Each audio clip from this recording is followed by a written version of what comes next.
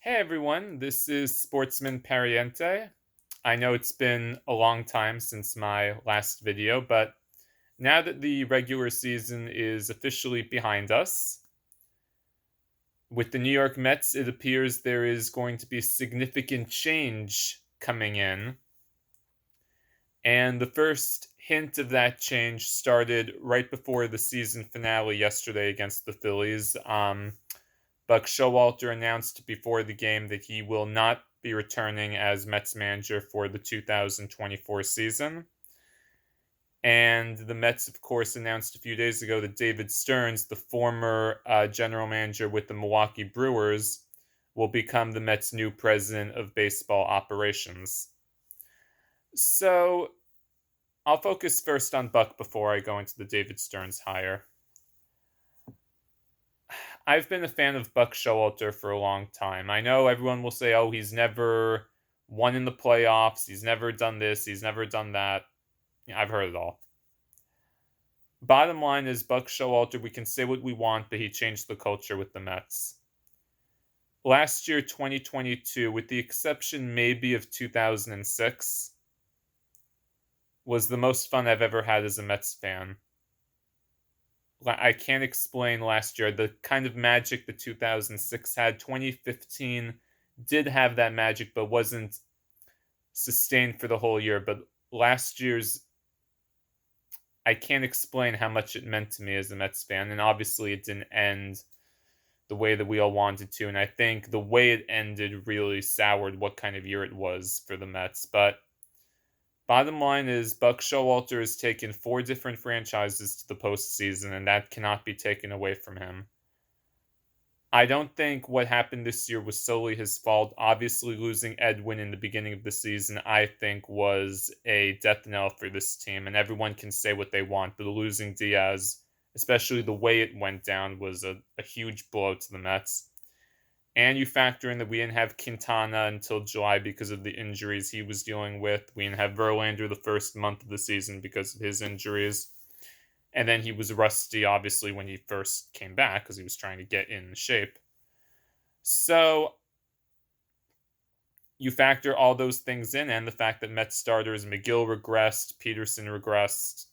I mean, you can't win a lot of games when your bullpen has to go 4 or 5 innings because your starters are not going past the 5th inning. So I don't think this year is solely on Buck per se, and I'm disappointed that it's ending this way. But David Stearns wants to bring in his own people, and as Steve Cohen said, he has every right to do that, and that's something that David Stearns wants to do. So we have to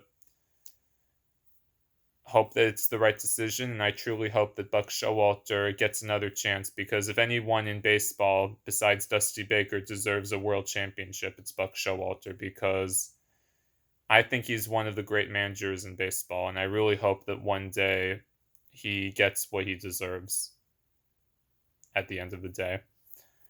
Now, going ahead to David Stearns, I did watch quite a bit of the press conference today where he talked a lot about his experiences as a Mets fan, including sneaking into Shea Stadium in the 90s to watch baseball games, and the ushers let him do it. That wouldn't happen today, obviously, and disappointing too, because I would love to, go to some Met games and not have to pay some of the ticket prices for them, but I digress. I think this is a very good hire for the Mets because we saw what David Stearns did in Milwaukee from during his 7-year tenure there. The Brewers made the playoffs 4 times out of those 7 years he was there. He made some very good signings there with Milwaukee. And he likes to use analytics a lot more than, I guess, some of the more old school GMs and obviously the old school managers would do, per se. He did work, as we all know, as an intern for the Mets back in 2008 under Omar Minaya, ironically enough. And Minaya wanted to keep him on, but the Wilpons, of course, that didn't happen. But David Stearns was quite vocal today when he said, one of the things we're not going to do, he said, I anticipate Pete Alonso being here long term. and he doesn't think that he will trade him anytime soon. So I believe the Mets need to lock up Alonso. I think a 6 to 8 year deal really should get it done, in my opinion. And Stearns was also quite clear about how the plan for 2024 is to be competitive. Will they spend as much as they did on Scherlander? Excuse me. On Scherzer and Verlander, will the Mets go crazy with spending? Probably not to that extent, from what Stearns and Cohen kind of mentioned today. But the first order of business, in my opinion, for Stearns, and I'm sure he'll address this, is the bullpen. Now, we all know the bullpen with Diaz going down really never recovered because Ottavino had to move up from the 7th inning role to the 8th inning role, which is not really his strength. Robertson did a phenomenal job for the Mets moving from the 8th inning role, the setup role, to the closer role when Diaz went down. So it'll be interesting if maybe Stearns goes after Robertson to come back to the Mets with Diaz healthy, and obviously if we can get Robertson back and if he can pitch like he did for us this past season, that is a great 1-2 option in the bullpen that can really help shorten games for the Mets. Now, as far as going after Ohtani and Yamamoto and some of the other really big free agents, aka Juan Soto's name has been kind of flying around the past few days, I don't think Stearns will do that. He's been used to running a little bit more of a smaller budget in Milwaukee, so I don't think he's going to spend like the Mets did this past offseason, and I don't think we're going to go after a lot of, veteran players with those kinds of contracts. I think that's done. And I think the goal for Stearns, as he's mentioned, is he wants the team to be competitive for the long term without making a lot of moves. The goal is to make moves that will not hinder the Mets long term. Now, we've seen the Mets over the past 10, 15 years make some decisions that have hindered them in the long term. One, of course, was the Cespedes signing back in 2016. We signed him to that, I think, 4-year, $110 million deal, and I think Cespedes played maybe 50 games because of injuries and other stuff that was going on. The Jason Bay signing, I think we all remember that one. My word, that was a train wreck and a half. And then, of course, what were some of the other ones? Obviously, signing Scherzer and Verlander didn't really work out for us, but the Mets did, of course, trade Scherzer at the deadline to get Luis Angel Acuna from the Texas Rangers, who was their top prospect. And when they traded Verlander to Houston, we got their top prospect in Drew Gilbert. So the Mets are definitely getting younger, which they had to do. It's going to be interesting maybe what happens to Jeff McNeil and some of the other players. Will Stearns maybe make some moves to try and change that up a little bit? And obviously, with Buck Showalter leaving, the question will now be for the Mets, who will be their manager in the 2024 season. Now, this is the second manager that Cohen will have hired during his tenure. Of course, he hired Buck after the 2021 season when Luis Rojas was basically fired. So Cohen said today he wants someone whose philosophies align with the GM. Obviously, when you bring in someone new, you want the manager to go along with what the president of baseball operations or the general manager wants to do. Apparently, Billy Epler, from what I've been hearing, will stay on as GM. I'm a little mixed on that because I think he made some big errors in the 2022 offseason, particularly letting Chris Bassett go and letting Taijuan Walker go. I think the Mets should have kept at least one of them.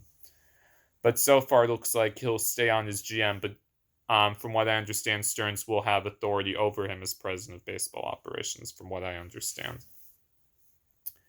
So there have been some names already flying. Carlos Beltran's name, of course, has come up for manager.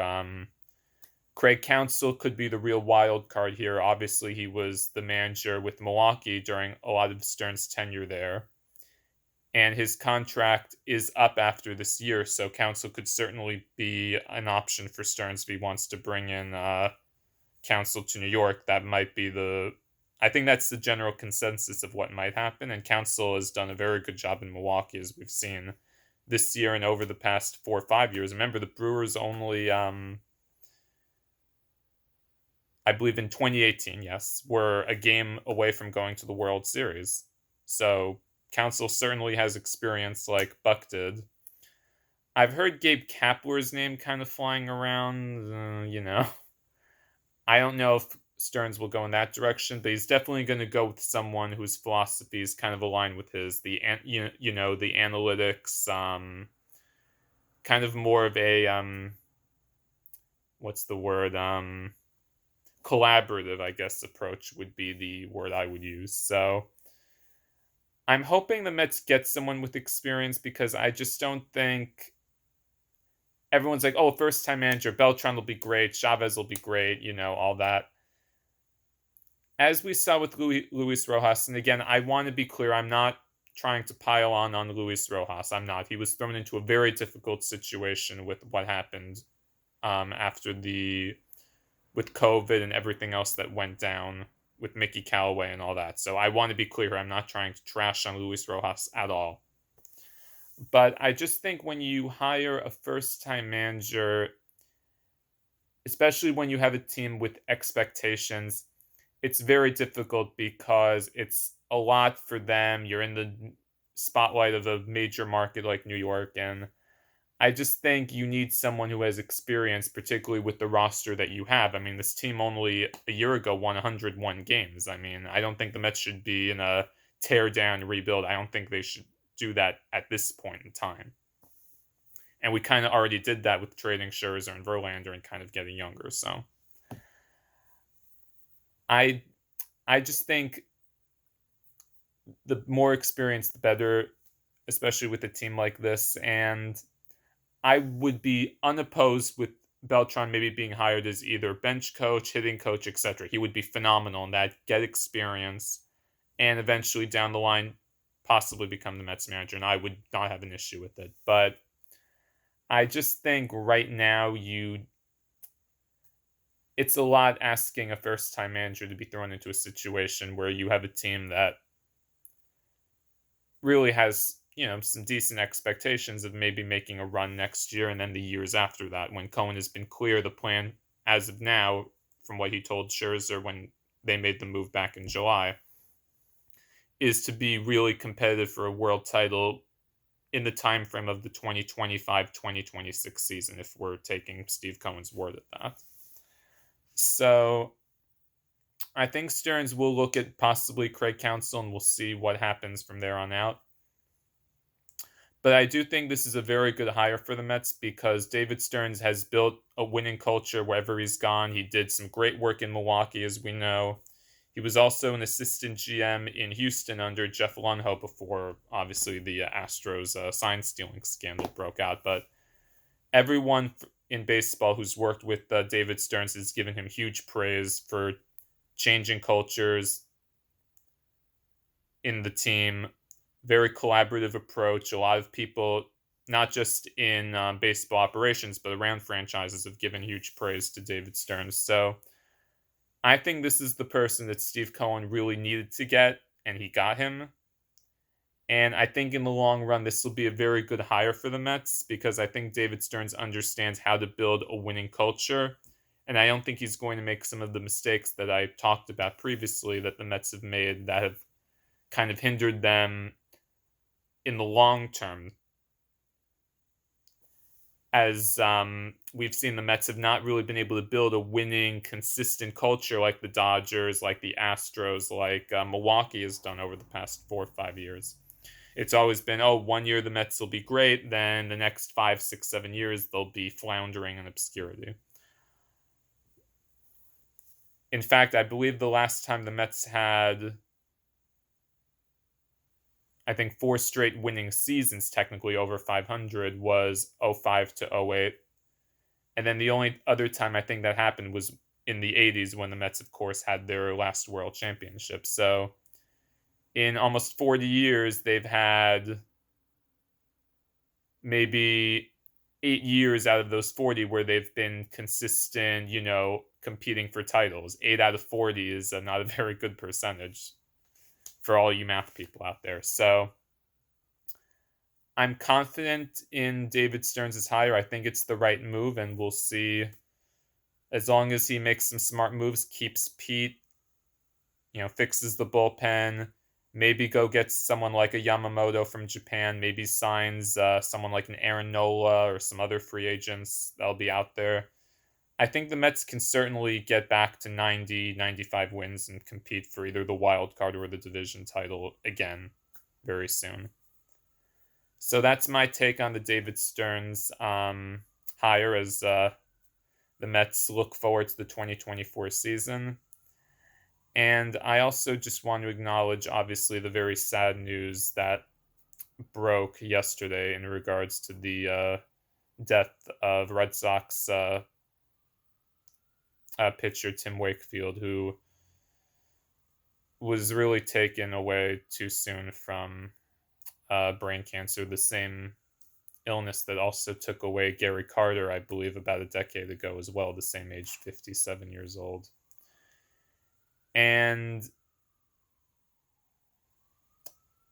even though I'm a Mets fan, not obviously a Red Sox fan, I do remember watching Tim Wakefield a lot when the Yankees-Red Sox rivalry was at its peak, and it was amazing to see what he could do, not throwing the ball at 100 miles per hour, just throwing the ball at 70, 75 miles per hour and making people miss and at times dominating games when he would pitch. And I'd never seen anyone like that, with the exception of R.A. Dickey, just dominate lineups by throwing the ball the way that Tim Wakefield did. And from everyone who's talked about him, from Veritek to Euclid, all the people with Boston during their 2004 and 07 run to their championships, he was an incredible teammate, an incredible person, and it's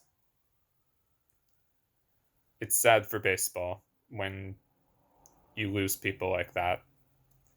And I think our prayers should be with his children and his family as well. So I think we should be pulling for them right now. So anyway, that's my take. Please continue to subscribe to my channel, and we'll see you down the road.